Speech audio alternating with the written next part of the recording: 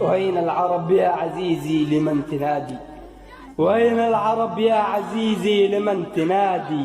نادي الله من يستجيب المنادي. وأين العرب من مراجل صدام العراقي؟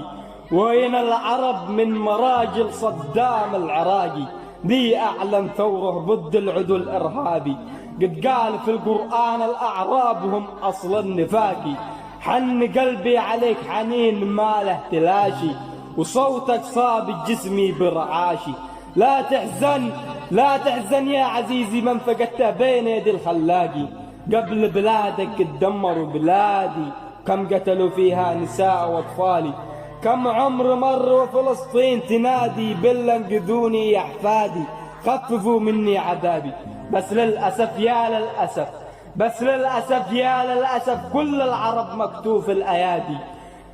ويلكم من يوم تبلغ فيه التراقي، موعدكم النار ما لكم منها ناجي. أنا ما عجزت على صف الجهادي، بس كل العالم زادوا حصاري من جنوب الأرض ومن شمالي، وإن صرخت ما حد لي أجابي. العرب مشغولة في ظل النفاق، العرب مشغولة في ظل النفاق.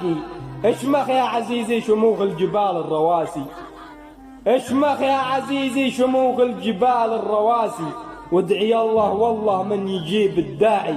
العرب قلوبهم مثل الحديد قاسي، واسأل من الله النصر على كيد الأعادي.